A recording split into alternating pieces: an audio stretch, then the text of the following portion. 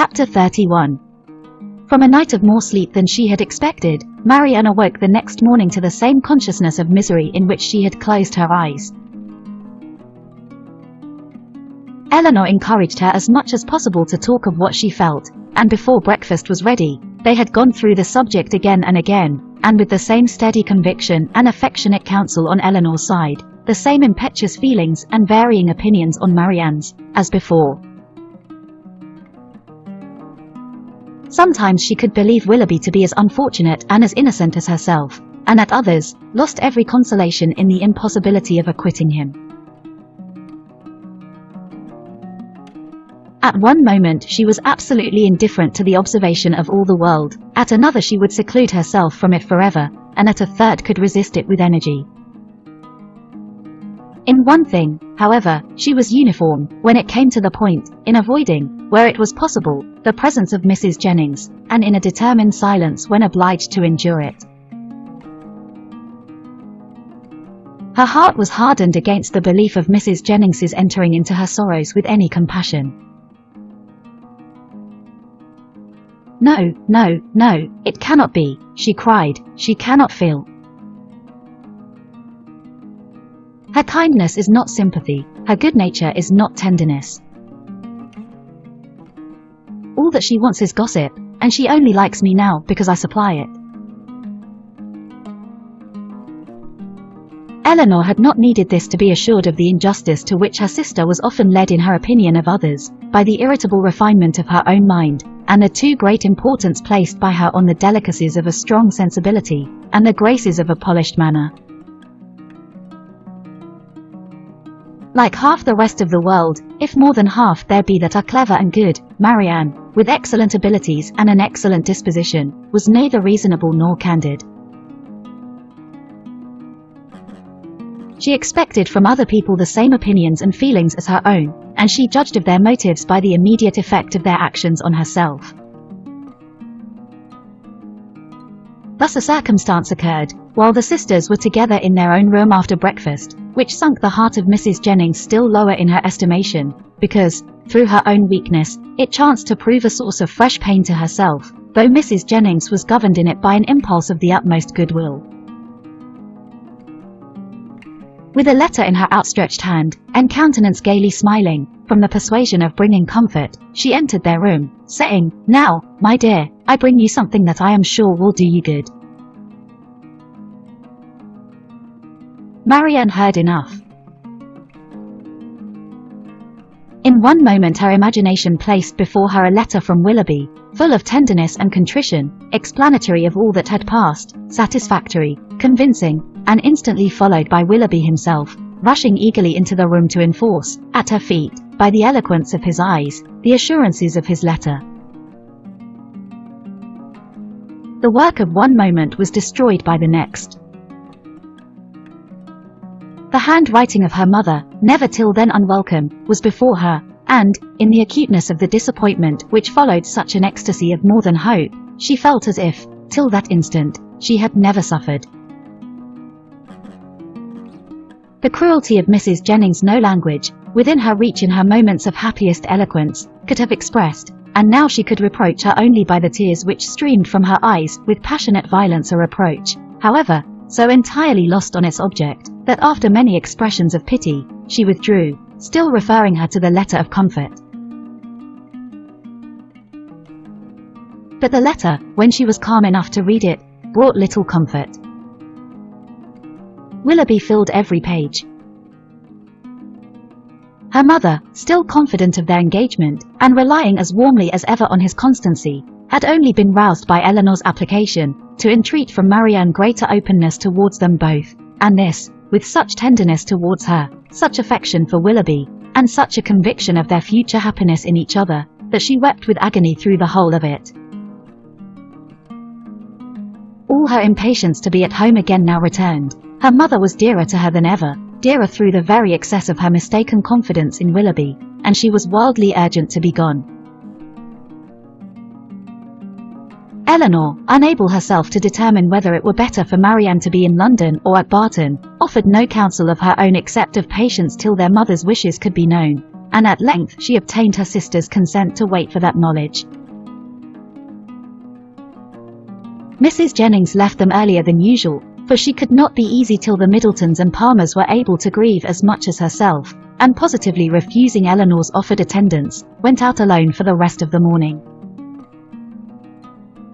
Eleanor, with a very heavy heart, aware of the pain she was going to communicate, and perceiving, by Marianne's letter, how ill she had succeeded in laying any foundation for it, then sat down to write her mother an account of what had passed, and entreat her directions for the future, while Marianne, who came into the drawing-room on Mrs. Jennings's going away, remained fixed at the table where Eleanor wrote, watching the advancement of her pen, grieving over her for the hardship of such a task, and grieving still more fondly over its effect on her mother.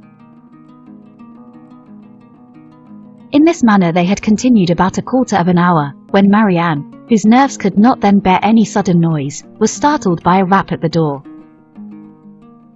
"Who can this be?" cried Eleanor. "So early too. I thought we had been safe." Marianne moved to the window. "It is Colonel Brandon," said she, with vexation. "We are never safe from him.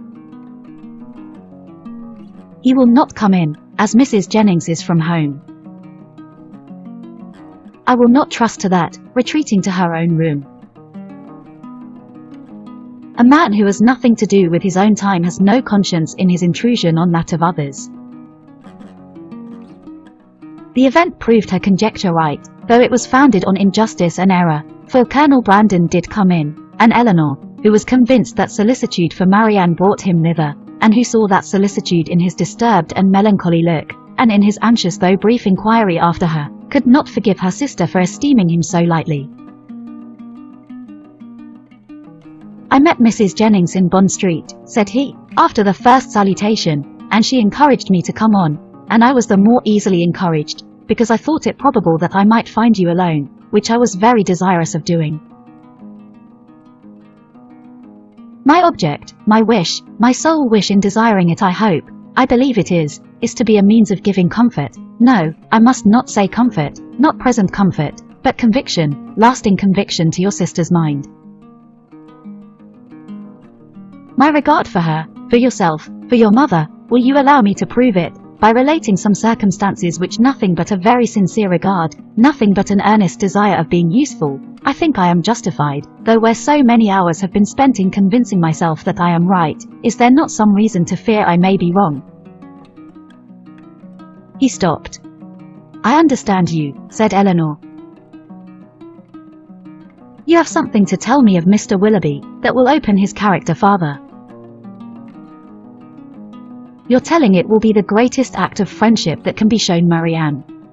My gratitude will be ensured immediately by any information tending to that end, and hers must be gained by it in time. Pray let me hear it."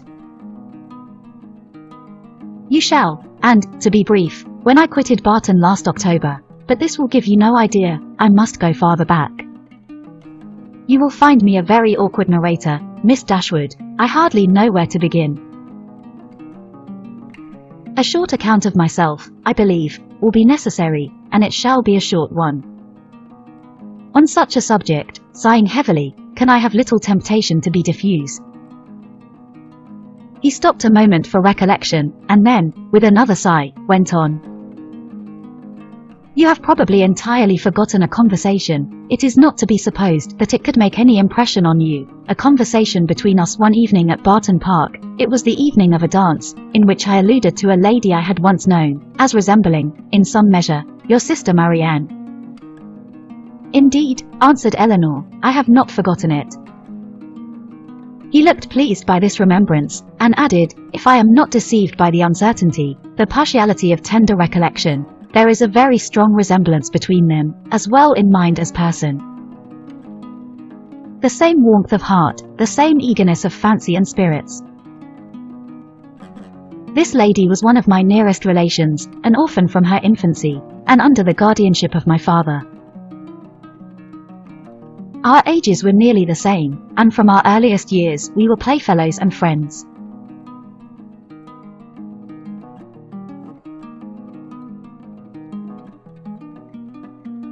Our ages were nearly the same, and from our earliest years we were playfellows and friends.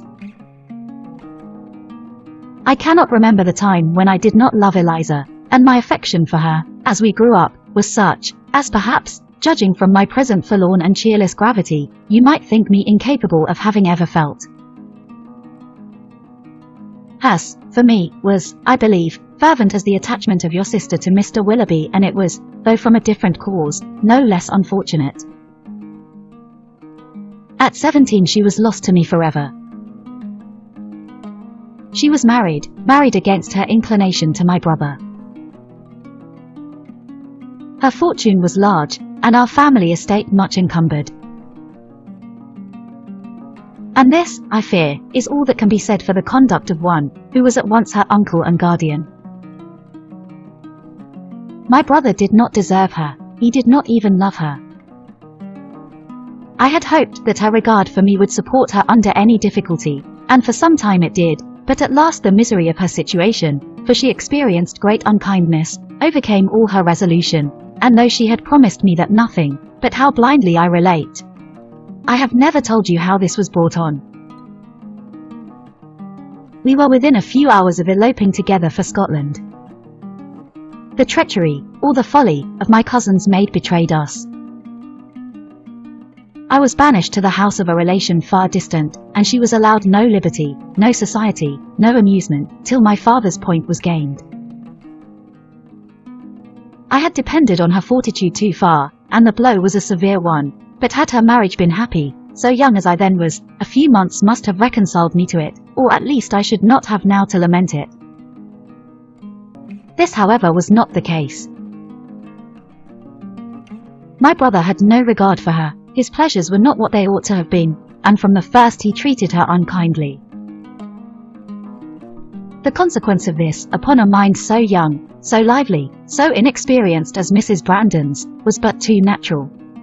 She resigned herself at first to all the misery of her situation, and happy had it been if she had not lived to overcome those regrets which the remembrance of me occasioned.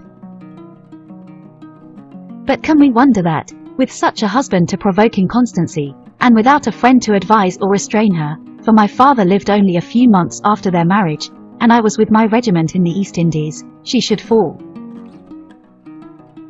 Had I remained in England, perhaps, but I meant to promote the happiness of both by removing from her for years, and for that purpose had procured my exchange. The shock which her marriage had given me, he continued, in a voice of great agitation, was of trifling weight, was nothing to what I felt when I heard, about 2 years afterwards, of her divorce. It was that which threw this gloom. Even now the recollection of what I suffered, he could say no more, and rising hastily walked for a few minutes about the room. Eleanor, affected by his relation, and still more by his distress, could not speak. He saw her concern, and coming to her, took her hand, pressed it, and kissed it with grateful respect. A few minutes more of silent exertion enabled him to proceed with composure. It was nearly 3 years after this unhappy period before I returned to England. My first care, when I did arrive, was of course to seek for her, but the search was as fruitless as it was melancholy. I could not trace her beyond her first seducer, and there was every reason to fear that she had removed from him only to sink deeper in a life of sin.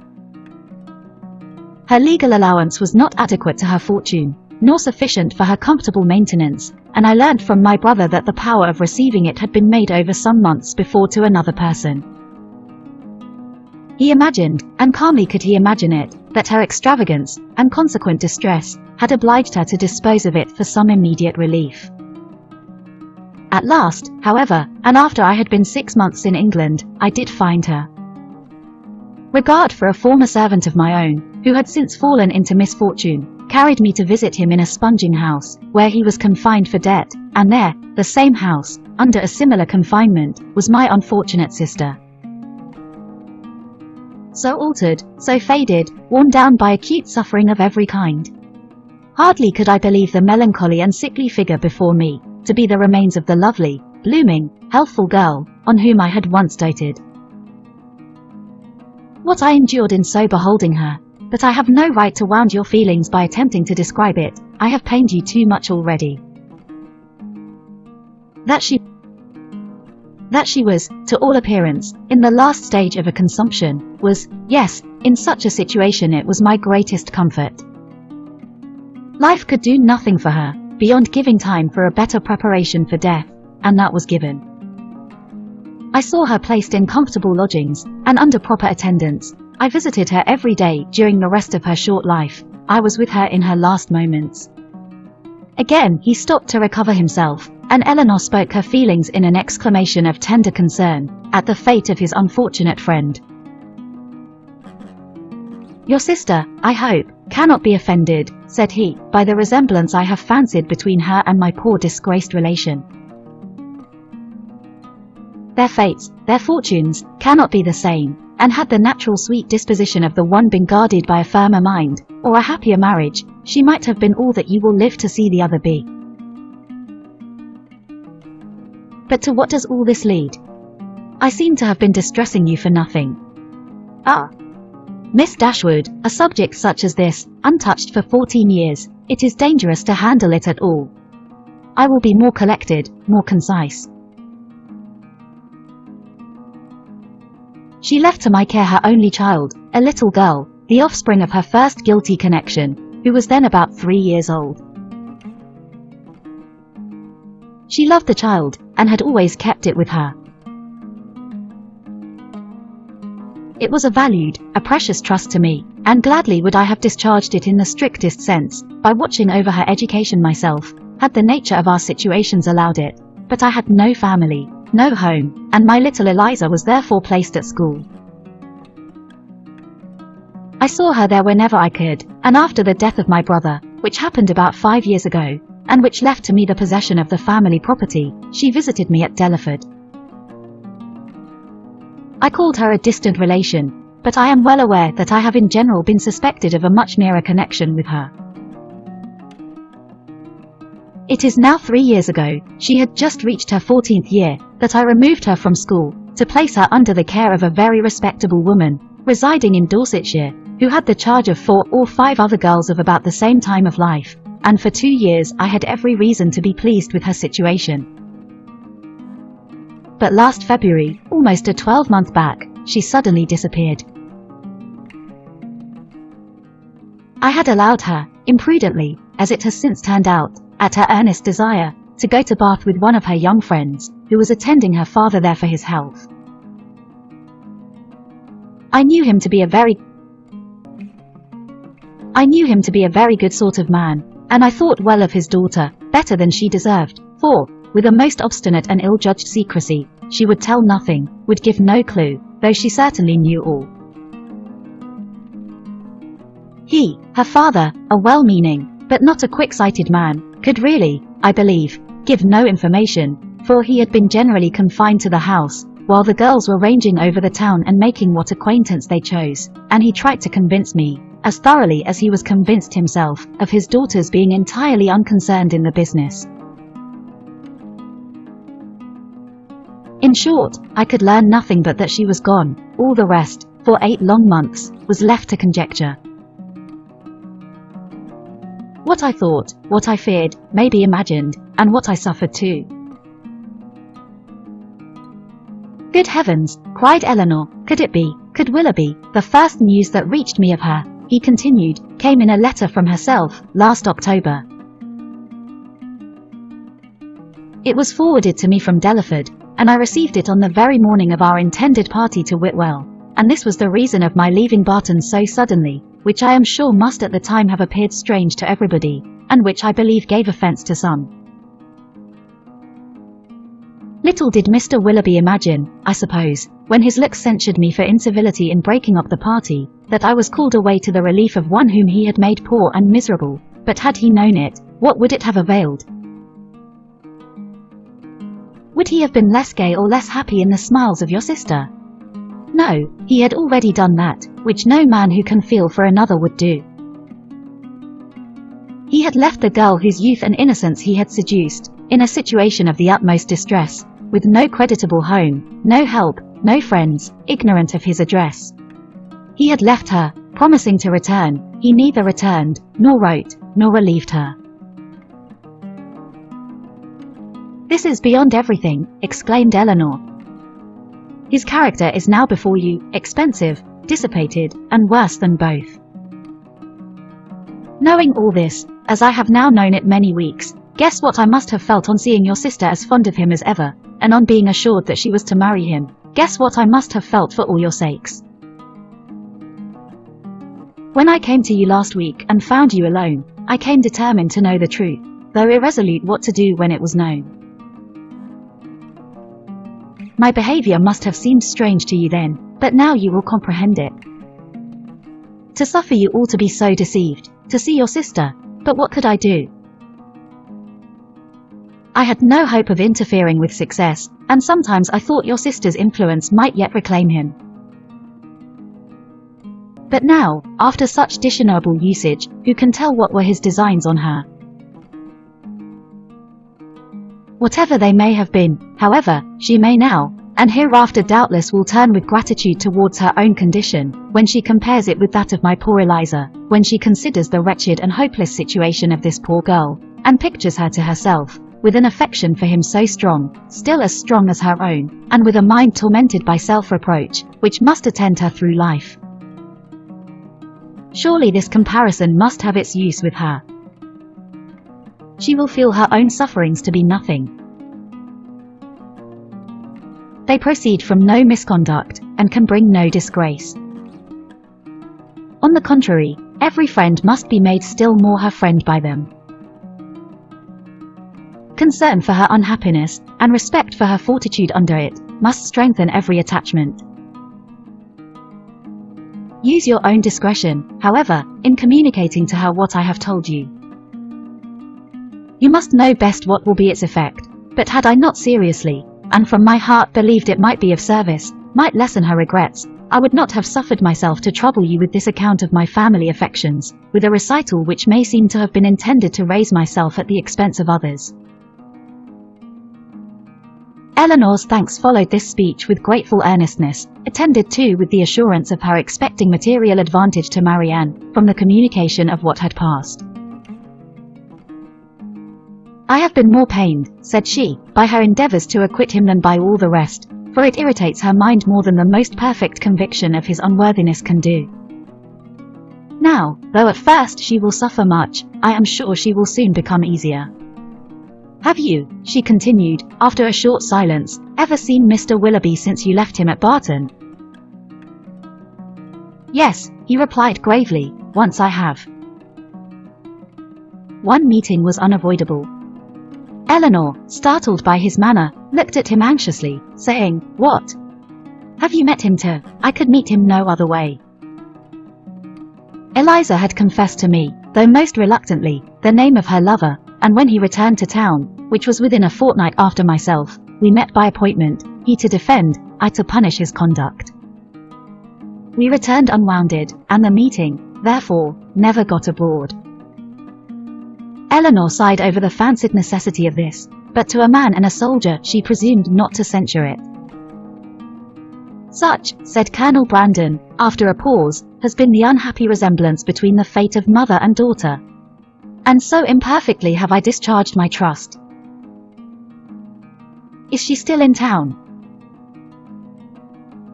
"No, as soon as she recovered from her lying in, for I found her near her delivery, I removed her and her child into the country, and there she remains."